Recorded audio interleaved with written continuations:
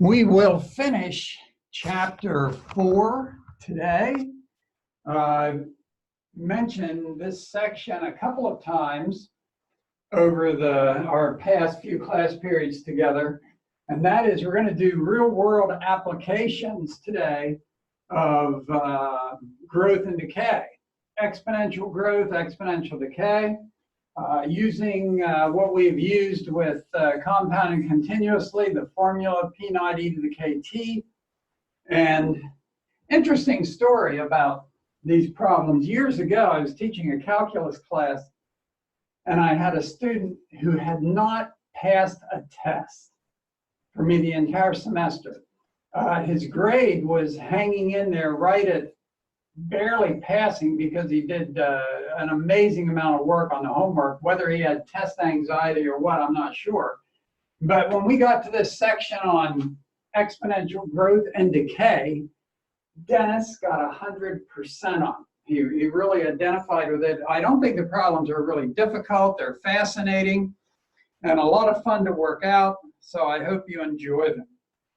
Same formula, P naught is the starting amount, P of t is the final amount after a certain time t, and your times are going to change. Sometimes they're going to be minutes, sometimes they're hours. You just have to go by the problem. However it's stated in the problem, go with that time. K is the constant of either growth or decay.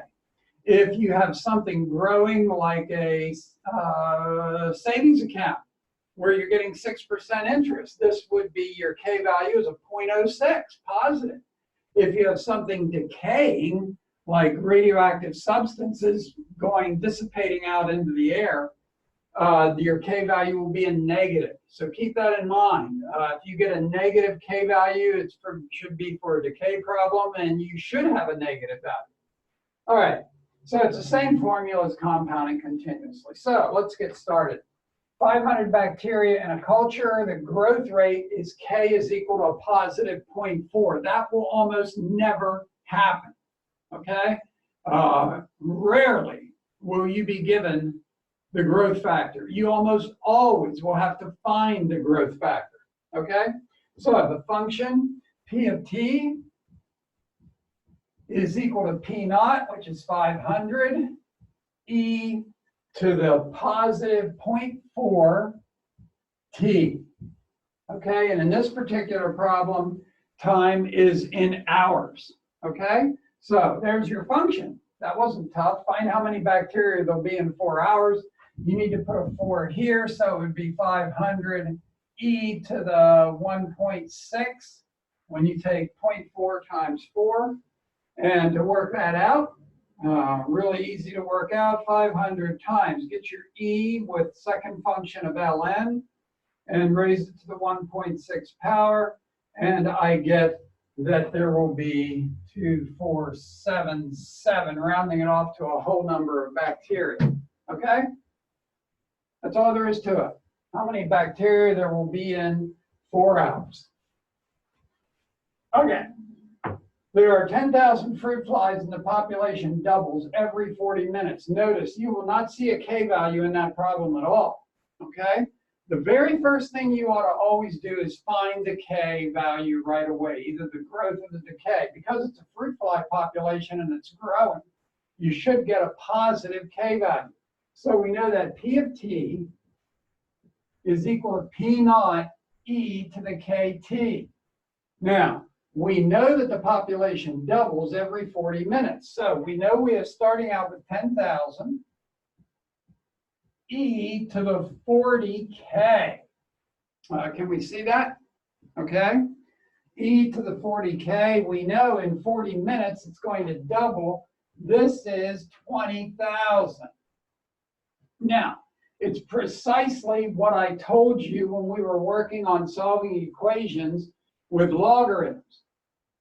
You have a variable in a power, you want to get rid of that, you want to bring the power down, but you can't take the natural log of both sides here because that's a product, and you'd have to do the sum of the 2 logs. You can do it, it's just a pain in the neck and a lot more work. Divide both sides by 10,000 first, you get 2 equals e to the 40k. And this is incredibly easy to solve. Take the natural log of both sides. Natural log of 2 is the natural log of this. Bring your 40K down. This is times the natural log of E. And we've already learned the natural log of E is 1. So now all you have to do is take the natural log of 2. So the natural log of 2 equals and divide by 40. And I find that my K value is 0.017. And 3. Keep lots of decimals until you're finished. Okay? Question. This is only the K value. I haven't answered a question yet. When will there be 55,000 flies? Okay? So I want to go back up to my formula. Okay? I want to know how much time it's going to take until there is going to be 55,000 flies. So what I can do, I know there's going to be 55,000. I start with 10,000, right? And that's going to, when is that going to occur? I don't know. So my time is unknown. My K value is 0.0173 T. Okay? Everybody check that equation out there. So now I'm ready to solve. Once again, I have a variable in the power. It's the same as before. Divide both sides by 10,000. I get 5.5 equals e to the 0.0173 t. Take the natural log of both sides. Pull your power down. Rule 3 of logarithms. And natural log of e goes to 1. So now I simply divide natural log of 5.5 and divide by 0.0173, and it should be in 98.54 minutes. There will be 55,000 fruit flies. Maybe you can start to see why Dennis did such a great job in this section. Okay, why? They're really not that hard. You do the problems the same way each time. You first find your K value, put it back in your formula, then try to solve the problem. Okay?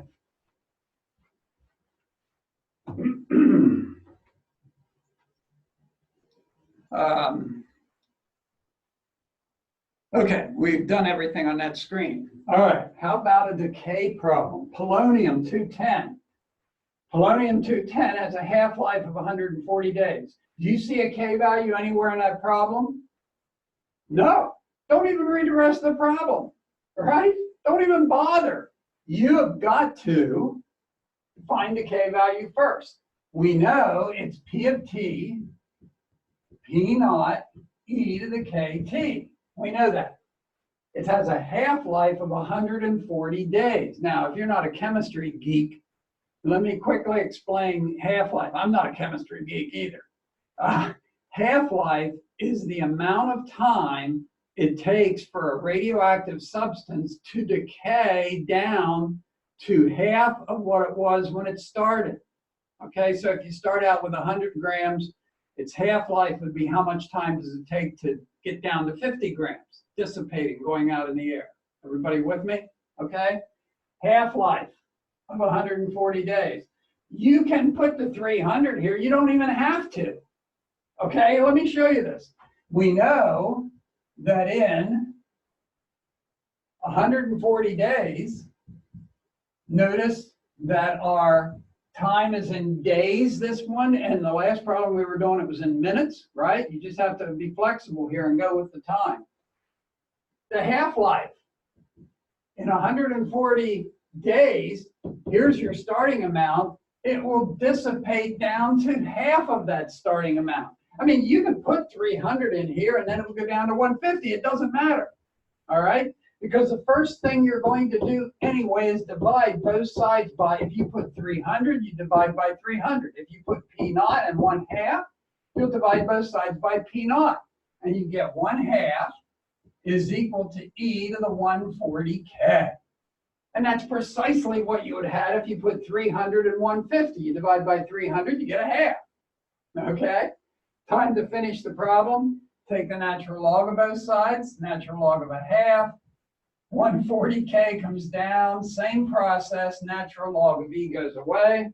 natural log of 0.5 is divided by 140. I get a K value. Here it is, negative 0.0050. Okay? 0.0050, and it's negative. All right? All right, let me double check that work, make sure that's right. Natural log 0.5 equals divided by 140 equals, yep. Okay, 0.0050 negative is my K value. So I can go back up here. I can put in a negative 0.005 T. This P naught now is 300. And there is my formula. P of T is equal to 300 e to the negative 0.005 T. Are you with me? Okay? When will it have a mass of 200? When will the 300 dissipate down to 200 here? 200 equals 300 e to the negative 0.005 T. Variable into power. Want to solve for time. Do the same thing. Get rid of the 300 first. Divide 300 into 200. You get 0.6667, keeping lots of decimals. Okay? E to the negative 0.005 T. Natural log of both sides. 0.6667. Bring your power down, negative 0.005 T. Natural log of E goes away. And here we're doing precisely the same thing again. Natural log 0.6667 equals divided by negative 0.005. I get in T is 81.08 days. Okay? Has a half-life 81.08 days. All right. Next one. These radioactive problems are really, really interesting. You guys are much, much, much too young to remember the meltdown at Chernobyl. And I remember I was driving to class that day, and they were talking about it on the news and how they were going to call mathematicians and scientists in because of all the radioactive substances that had been spewed out all over the landscape. And they were discussing how mathematicians and scientists had figured out that, I think it was iodine, one of the radioactive substances that had a very, very short half-life. In other words, it dissipated quickly. And scientists and mathematicians figured out that if the local farmers in that area would have kept their cows in the barn for like 22 days, 22 days, that's a lot of manure in a barn, right? If they would have 22 days, that it would have been safe then to turn their cows out in the pastures to eat the grass, okay? Now, judging from what I know about Russian farmers, I doubt if many of them have the wherewithal, the food, the money, the whatnot, to keep their cows in the barn for 22 days. They probably turned them out. The cows ingested the radioactive substances, which went on in their milk, and probably we've got a lot of disease and cancer in the days following Chernobyl because the farmers could not afford to keep their cows in the barn and away from the dangerous radioactive substances.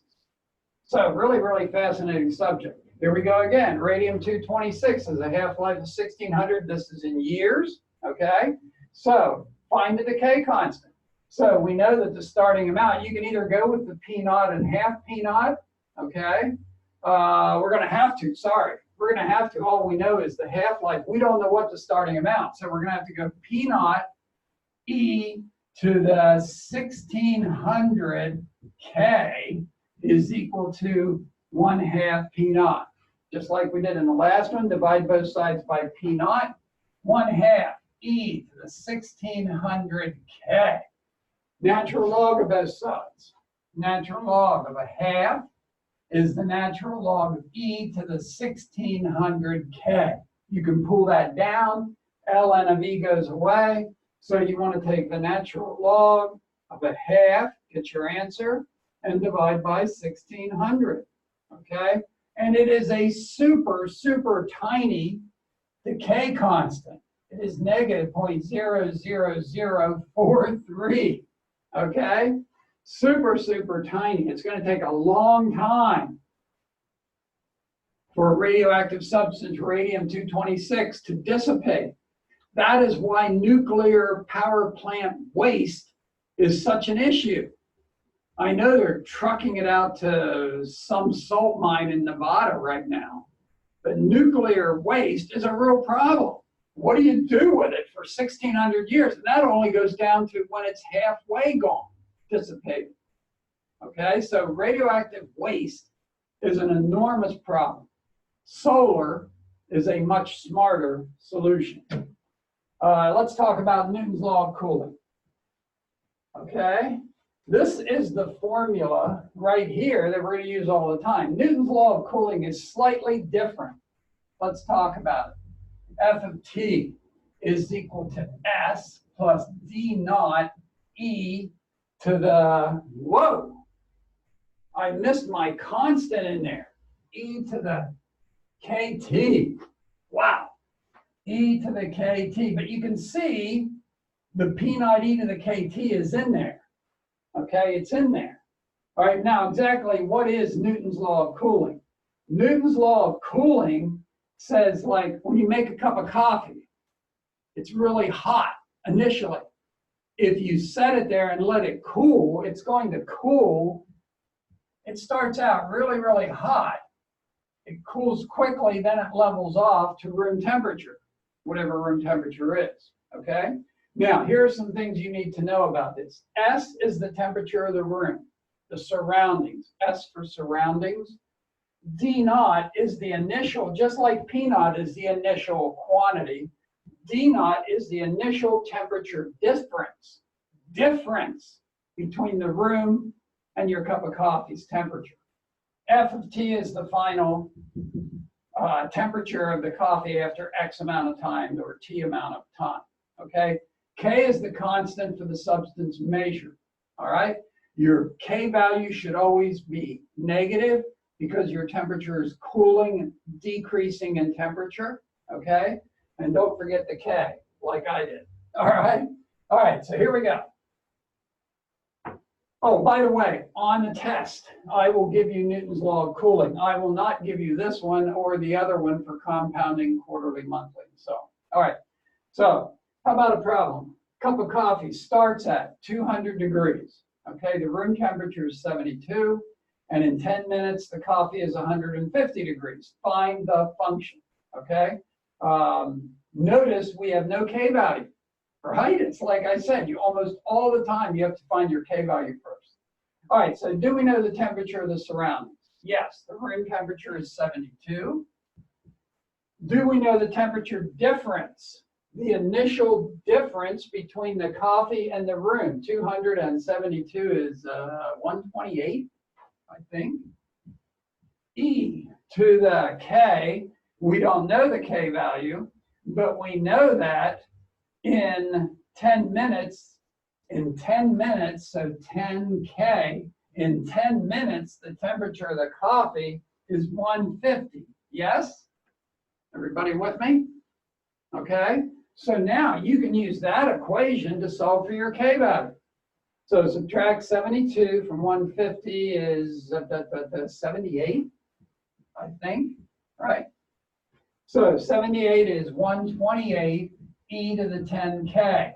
Here we go again, divide by 128 first. So 78 divided by 128 is 0.6093, 0.6094 is equal to e to the 10K. Take a natural log of both sides. Natural log 0.6094 equals negative 0.4953 is equal to, bring your power down, 10K, ln of E goes away. Divide by 10 should be negative 0.04953 is my K value. Okay? Everybody with me? All right, so I got the K value. I can go back up to my function now, and I know it's negative 0.0. Let's make it 0.050, just to keep some decimals, 0.050 t. All right, so now we're ready. This is f of t, and we're ready to solve the problem. Okay, question. Find the temperature of the coffee in 15 minutes. Okay, find the temperature of the coffee. I'm going to put 15 in there for time. All right, so let's work it out. Temperature of the coffee in 15 minutes. So I have 72 plus 128 times. Get your e in there, second function of ln. So I get my e to a power, which is negative 0.050 times 15. Close the parenthesis, and I get my t value is 132.5. In 132 minutes, okay,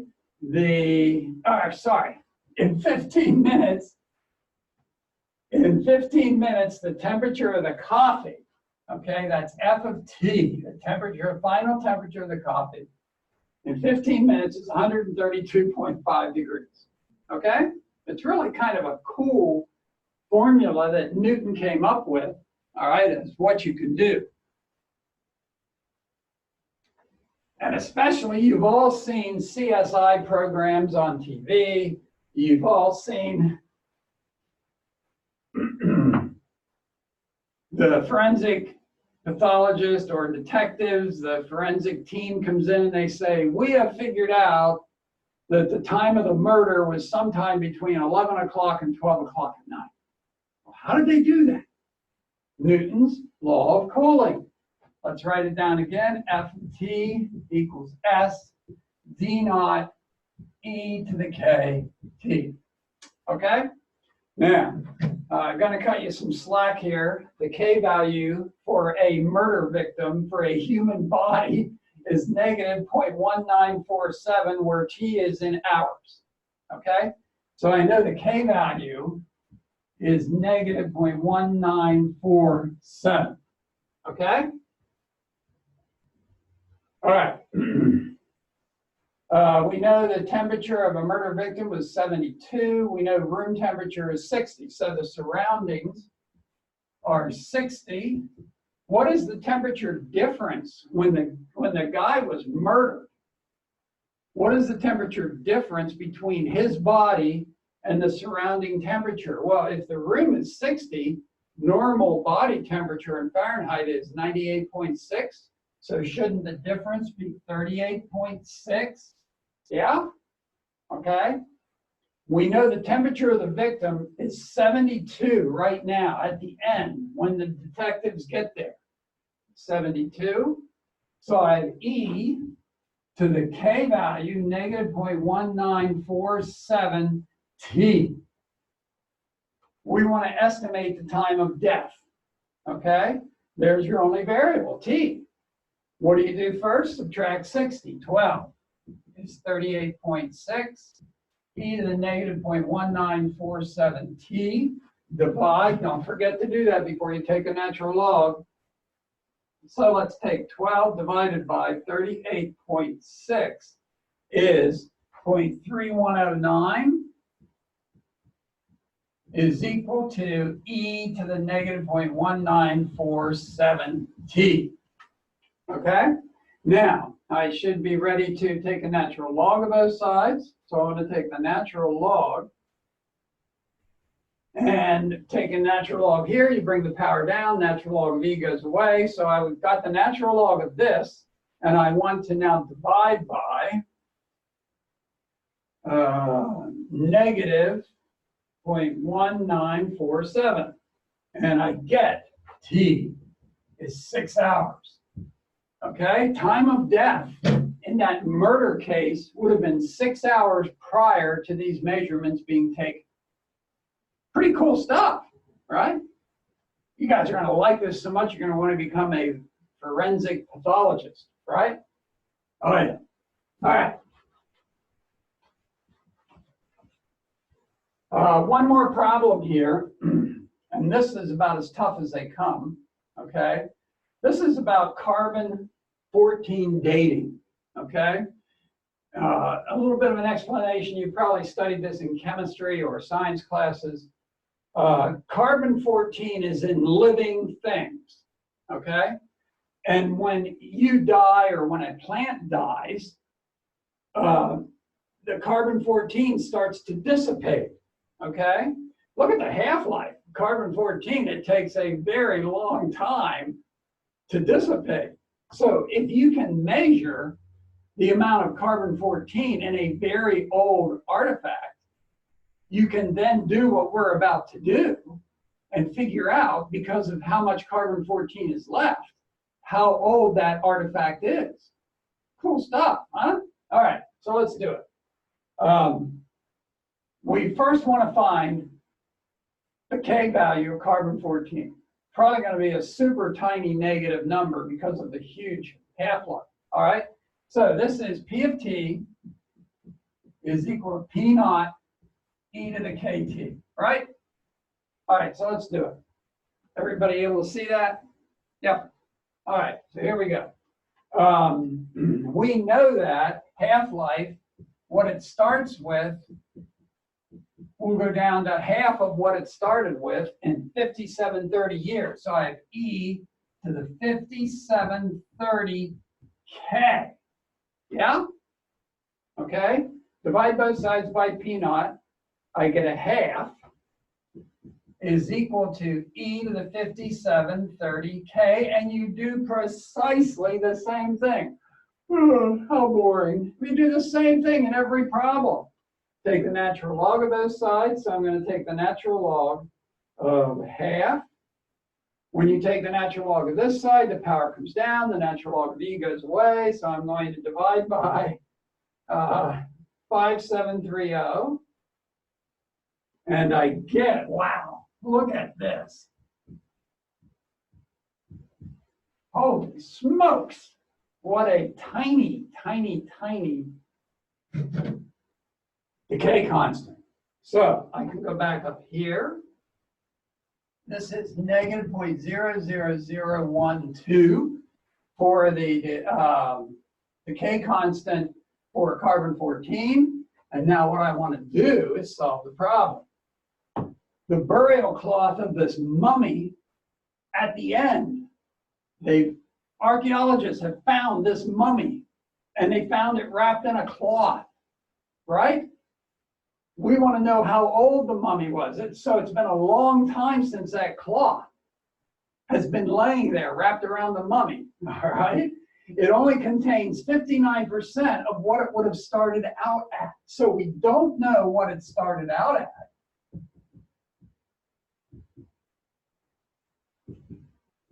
We don't know what it started out at, but we know that right now, okay, it has 59% of what it started out at. So it doesn't have this full amount. It has 5/9 of that, right? Are you with me? Now we know in 5730 years, it'll go down to 50%. So because there's 59%, I'm betting right now that the age of this cloth is not quite that old. All right? Oh, let's see how it works out. Divide both sides by P naught. Take a natural log of both sides. Natural log 0.59 is negative 0.5276. Power comes down, negative 0.00012 T. The natural log of E goes away. Okay? Divide both sides by that. So divided by negative 0.00012, and I get a time of 4397 years. Remember what I said? I bet it wasn't going to be quite that. That mummy cloth is almost 4,400 years old, and that's how carbon-14 is dated. When it's done. When you hear a study like on the Shroud of Turin, and they say the Shroud of Turin is X amount of years old and cannot be the burial cloth of Christ, or it's X amount of years and it is the burial cloth of Christ. okay? That is how carbon-14 dating is done, all right? I should have charged admission for class today. Is this great stuff or what? All right, homework. I've got some compounding problems. I've got an inverse problem for you. And on page 350 in the text, these problems, which you should find to be pretty easy. Good